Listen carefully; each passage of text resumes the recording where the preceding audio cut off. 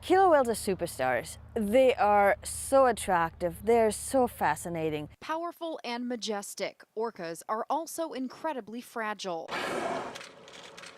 Once, hundreds of southern resident orcas swam the waters of Puget Sound. Now there are fewer than 90, and scientists say many of those are dying. With the decrease in food, with the increase in boats, which means increase in noise, increase in pollution,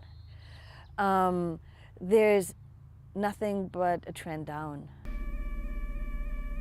As we first reported last fall, noise from boat engines interferes with the whales' ability to communicate with one another and hunt for a dwindling supply of Chinook salmon, their primary food source. Boat noise can impair sonar and affects their communication. So I think that's enough evidence to take a precautionary approach and give them a zone where there's less boat traffic. Last week, the National Marine Fisheries Service sent its recommendations for keeping water traffic, including whale watch boats, twice as far from the orcas as is allowed under current law. They've also asked for a half-mile no-go zone along the entire west side of San Juan Island during whale watch season.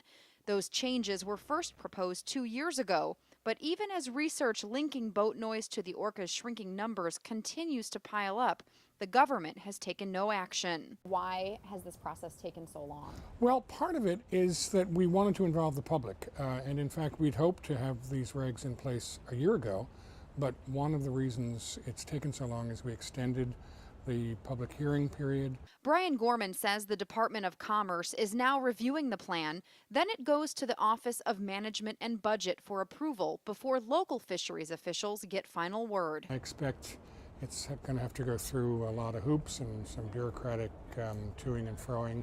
It could take as long as 90 days, but by this spring, we should have regulations in place. Well, we are still waiting for an announcement from the National Marine Fisheries Service. There has been significant action in Canada, where 9 environmental groups sued the federal government and won for not doing enough to protect the orcas. The court basically said, you've got laws, you're not using them effectively, you're not using them appropriately. Christiane Wilhelmsen with the group Georgia Strait Alliance says this means the Canadian government must take action to improve orca habitat, including decreasing engine noise. Courts are telling the federal government, take action in a more meaningful way. And if the government follows through on that, we could actually get to the point after 7 years after this species has been declared endangered, to sit down and actually start to make changes, actually start to deal with the noise issue, the pollution of our waters. Canadian officials have already appealed that ruling, and activists on both sides of the border are worried red tape and bureaucratic delays could prove deadly to more of our endangered orcas.